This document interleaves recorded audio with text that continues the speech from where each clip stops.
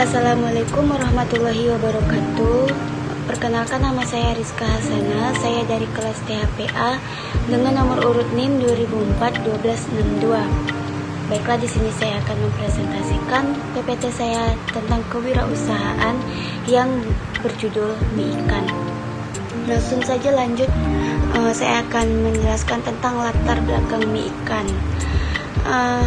Teman-teman, produk mie ikan umumnya digunakan sebagai sumber energi karena kandungan karbohidratnya yang relatif tinggi. Dikarenakan meningkatnya konsumsi mie, membuat produksi mie menjadi kian meningkat pula. Hal ini diikuti dengan terbentuknya varian-varian baru dari mie tersebut, mengangkat mie yang mengandung karbohidrat sehingga sering digunakan masyarakat sebagai pengganti nasi atau lauk, juga bisa digunakan masyarakat sebagai pengganjal lapar. Oleh karena itu, muncullah ide baru untuk berinovasi menggunakan daging ikan sebagai pelengkap cita rasa, sekaligus menambah sumber vitamin di dalam mie yang cukup populer ini. Daging ikan yang mengandung protein sangat baik bagi tubuh, sehingga dengan adanya modifikasi penambahan daging ikan membuat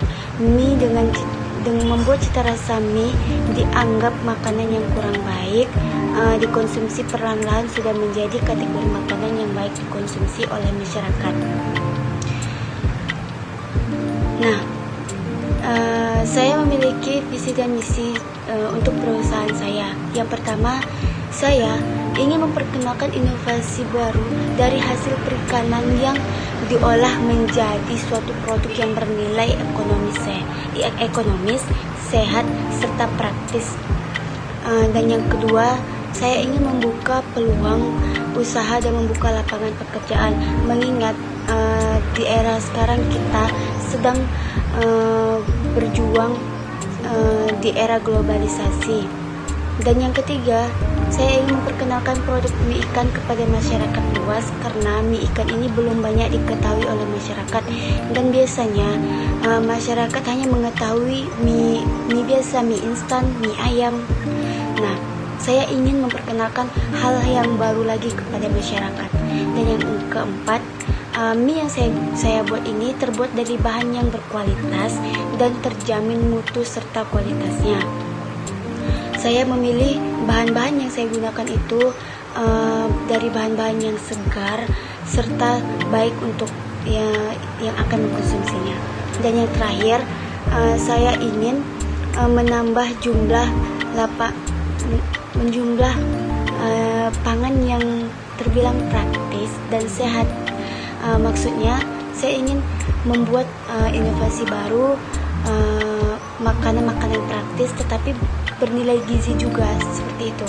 Dan yang selanjutnya, tujuan didirikannya perusahaan ini, saya ingin mendukung terciptanya program pemerintah, yaitu Gemar Makan Ikan, dan memaksimalkan pemanfaatan produk perikanan daerah. Nah, untuk masyarakat perikanan sekarang, pemerintah sudah menggalangkan suatu program makan ikan. Nah, untuk di Riau sendiri, kita bisa tahu produksi ikannya mungkin belum memadai untuk keseluruhan Riau, masih mendatangkan hasil-hasil panen ikan dari Sumbar dan lain-lain.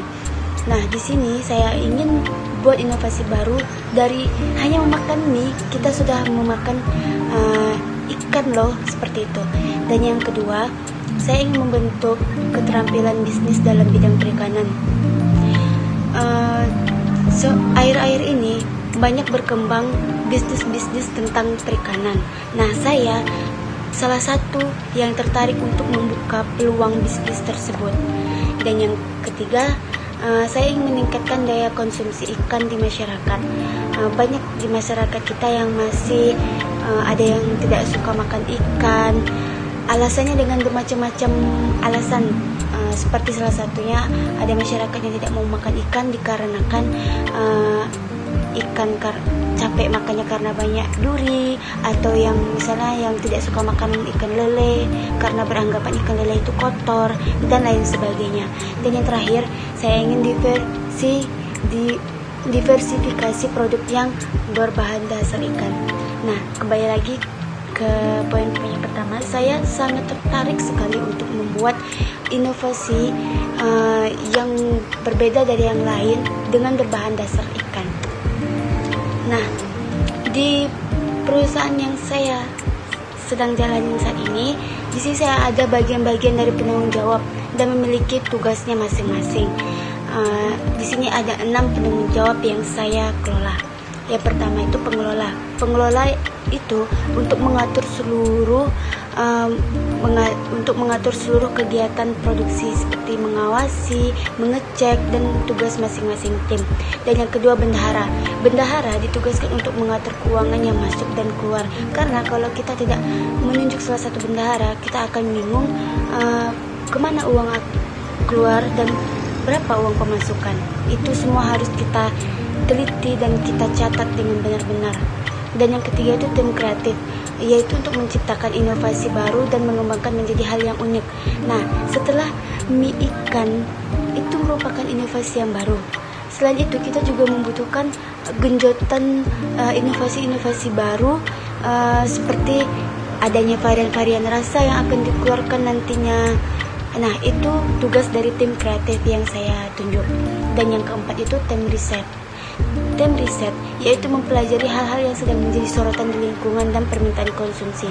Tim riset ini mencari dan menggali apa sih yang diinginkan masyarakat, bagaimana cita rasa yang seperti apa yang diinginkan masyarakat, dan bagaimana tanggapannya terhadap mie ikan yang telah kami produksi ini. Dan yang kelima itu tim pemasaran, yaitu menangani aktivitas penjualan.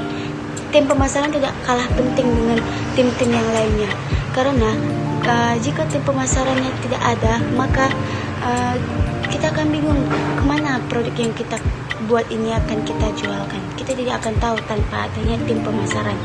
Dan yang terakhir itu tim produksi. Tim produksi yaitu tim yang paling sangat-sangat inti. Jika tidak ada tim produksi, kita tidak akan tahu dan tidak akan bisa memproduksi mie ikan sebanyak apa itu. Makanya kita harus membentuk tim produksi. Nah, selanjutnya produk mie ikan. Daging ikan ini dapat kita kelola menjadi berbagai macam produk sebenarnya, tapi saya lebih memilih daging ikan ini dijadikan menjadi bahan tambahan dalam pembuatan mie. Nah, biasanya kita mengkonsumsi daging ikan sambal atau gulai dan lain-lain. Namun kali ini saya mengelola usaha yang berbeda dan sangat diminati oleh berbagai kalangan, baik anak-anak, remaja maupun orang dewasa. Kenapa? Mie termasuk makanan yang sangat praktis dan sudah ada sejak dahulu. Dan masyarakat lebih menyukai makanan yang praktis.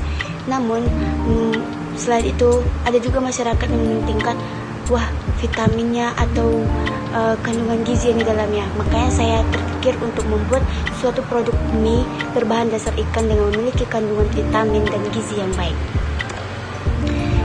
Keunggulan dan fungsi produk. Mie ikan merupakan produk dari daging ikan yang disajikan dalam bentuk mie yang bisa dijadikan makanan pengganti nasi untuk menghilangkan rasa lapar yang dapat disajikan bersamaan dengan nasi putih, atau bisa juga disajikan apabila suhu udara rendah, dapat dinikmati di mana saja dan pada saat santai. Mie ikan banyak mengandung protein yang baik bagi perkembangan otak anak dan sangat diperlukan oleh tubuh. Standar pengelolaan produk bernilai tambah perlu dikembangkan dan penyebarluasan informasi pasar tentang produk bernilai tambah. Nah,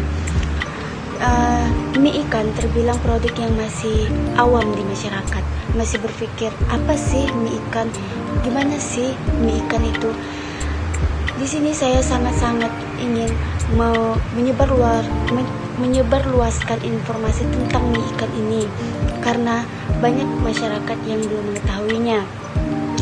Selain itu, mie ikan mengandung nilai gizi yang baik, apalagi untuk daging ikan sendiri terkenal dengan nilai gizinya yang baik untuk perkembangan otak anak. Anak-anak usia balita sampai anak-anak usia 6 sampai 12 tahun masih memerlukan vitamin, jangankan anak 6-12 tahun, kita saja sangat memerlukan nilai gizi dari daging ikan tersebut.